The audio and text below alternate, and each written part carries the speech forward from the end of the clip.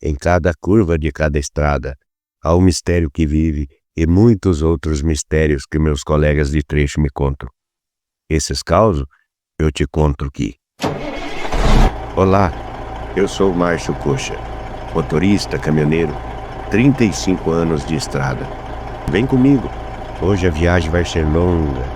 Eu vou te contando pelo caminho.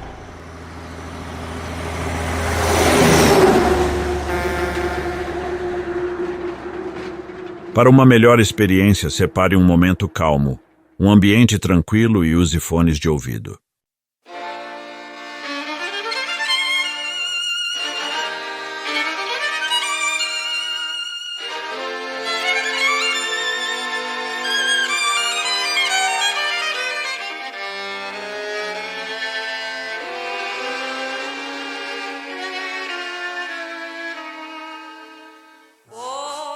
Estará meu amor, o amor que me fez tão feliz. Onde estará meu amor? Ninguém diz. Hoje vou contar uma história acontecida há mais de 90 anos, onde o sobrenatural se originou pela fé. Eu quero te levar através das ondas do rádio sobrenatural para a década de 30. Vamos voltar no tempo e conhecer a história de Isbela Alves da Silva, com a participação do Sr. Dr. Luiz Ferreira Calafiore, escritor do livro Noca, Vítima de Preconceitos Ultrapassados.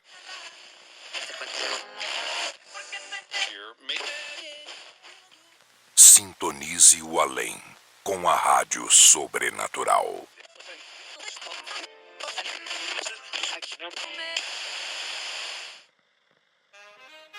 Na década de 30, o rádio começa a ser um dos maiores instrumentos de comunicação em massa. O ritmo swing começa a ganhar popularidade no mundo. Em 1937, ocorre o golpe do Estado Novo, dado por Getúlio Vargas. Na década de 30, o mundo era dos homens e o pensamento machista predominava. E é nesse contexto que nasceu Isbela Alves dos Santos, que ganhou esse apelido de Meninoca, depois abreviado para Noca. Isbela nasceu dia 3 de março de 1911 na propriedade rural de Fazendinha, distrito de Cássia, município de São Sebastião do Paraíso. Caçula de 4 irmãos, ela ganhou esse apelido de Meninoca, depois apelidado para Noca. Aí esse apelido em casa, de casa passou para a escola, da escola ficou a vida toda. Noca teve uma infância normal como todas as meninas de classe média da época. Em casa, a mãe ensinava a bordar, a passar, a cozinhar, e a perspectiva das mulheres daquela época era se tornar boas esposas, donas do lar. A mãe dela ensinou a fazer bordados e tudo mais, era religiosa, frequentou o liceu lá da terra dela, liceu equivalente a ginásio.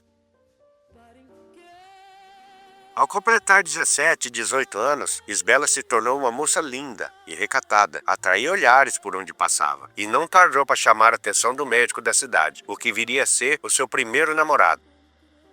E isso foi determinante para o desfecho do destino da Isbela.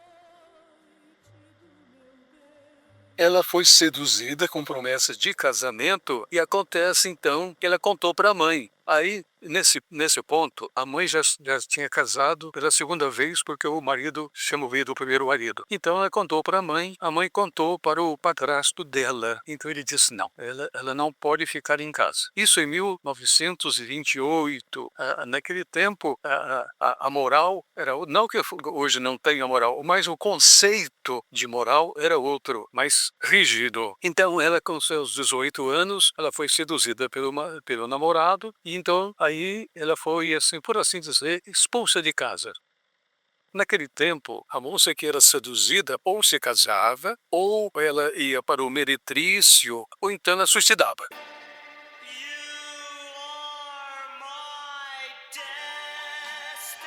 O conceito era este. Mas Noca não foi para o meretrício, nem para o hospício e nem para o cemitério. E o médico que a deflorou lhe fez uma proposta.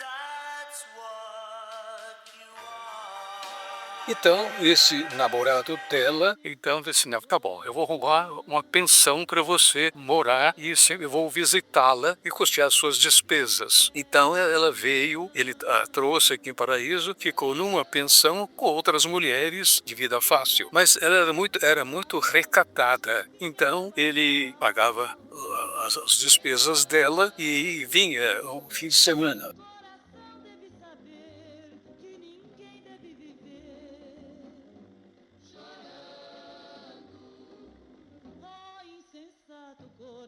Por um tempo, o médico a visitava todo final de semana.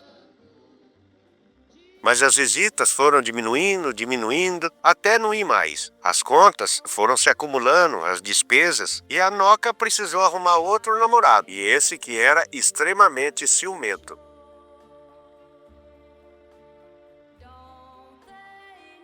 Essa segunda pessoa ele tinha um caminhão de transporte, era uma pessoa bem e tinha um carro também, uma Bel Air, carrão. Aí eles ficaram namorando, ele pagando as despesas dela e tudo mais ou menos 2 anos e meio, quase 3. Mas ele era muito ciumento. Então, aí aconteceu que no dia, em abril de 1933, eles tiveram uma discussão mais forte e ela resolveu ir embora para Barreto, estado de São Paulo.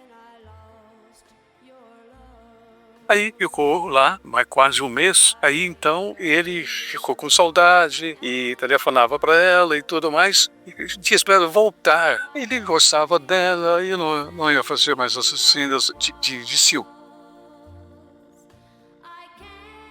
E no dia 20 de maio de 1933, atendendo a várias cartinhas, ela resolveu voltar. O namorado prometeu que não ia ser mais violento. E que iam mudar e iam ser felizes para sempre. Mal sabia ela que o seu destino já estava selado e marcado. Ela ficou nessa pensão que ela estava acostumada a ficar. Ela comunicou a ele que tinha chegado. Aí ele foi lá, eles ficaram entre eles lá no quarto, lá, até a tardinha. Isso ela chegou no misto da Bugiana, naquele tempo tinha estrada de ferro, ela chegou no misto da 1h30, quase 2 horas. Então, quando a tardinha ele foi embora, disse, olha, eu vou voltar para jantar, nós vamos dar um passeio. E naquela tarde o homem voltou. E naquele fim de tarde eles jantaram. E naquela noite eles saíram para dar um passeio de carro. Mal sabia Noca que aquele seria seu último jantar. E aquele seria seu último passeio. Aí, pôs gasolina lá no posto e ficaram na esquina do Hotel Cossini, deu uma volta pela cidade e rumaram para a estrada da Antinha, onde até hoje tem a capelinha da... Foram até mais embaixo, tem um córrego que chama Espraiado. Chegando ali onde está aquela capelinha, ele parou o carro, entrou outra vez numa cena de ciúme. Por que ela fez lá em Barretos e tal? Deu uma discussão e ele intempestivamente, ele tinha 30 anos de idade e ela tinha já 23. Então, ele deu 3 tiros no peito dela. E depois de assassiná-la, o homem deixou o corpo num capão de mato e foi embora para casa. Seus pais o aconselharam a voltar lá e deixar o corpo perto da estrada, onde alguém pudesse passar e avistar o corpo. Mas um ato determinante, como nenhum crime é perfeito, fez com que todo mundo soubesse quem tinha sido o autor.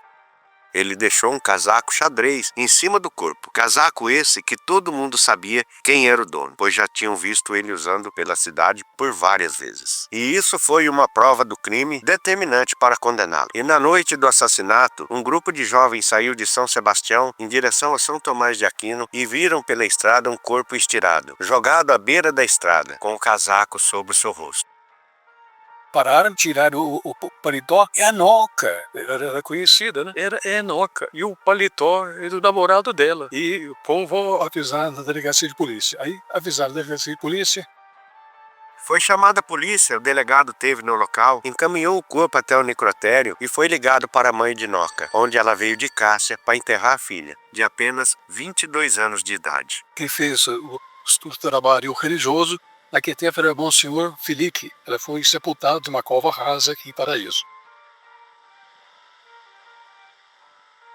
Quanto ao assassino, não teve dúvidas. Ele foi chamado na delegacia, onde negou tudo.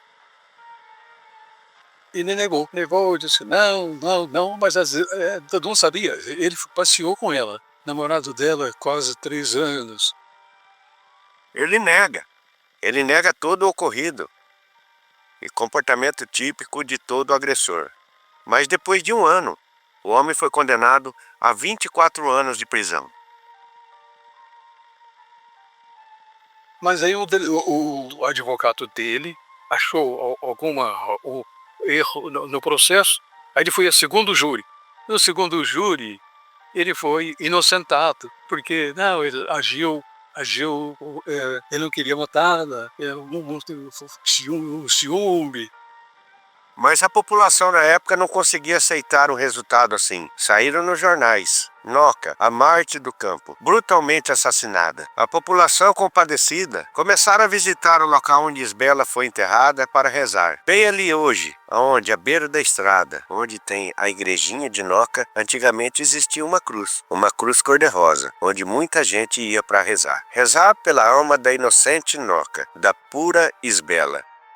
Então, ele começa a rezar para ela. Foi o seguinte, ela foi uma pessoa injustiçada. Ela morreu, barbaramente, como se fosse um caçador que matou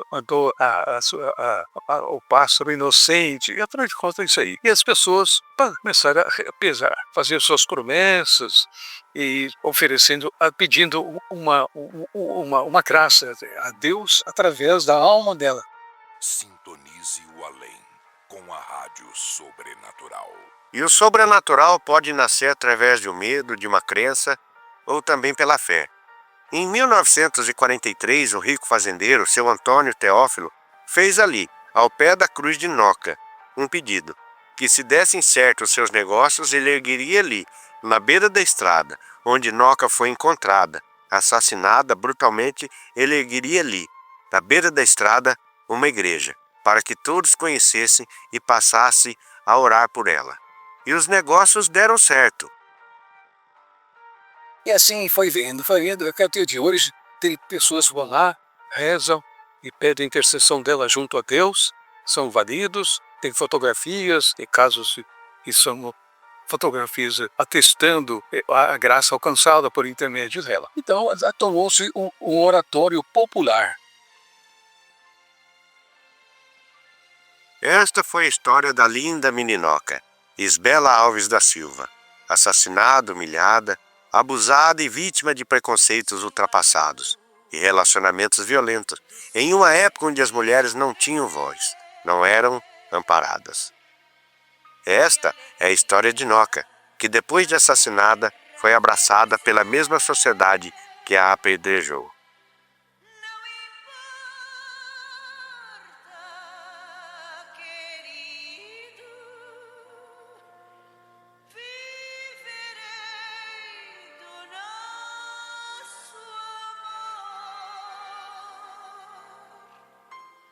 Se tu és o sonho dos dias meus, se os meus beijos sem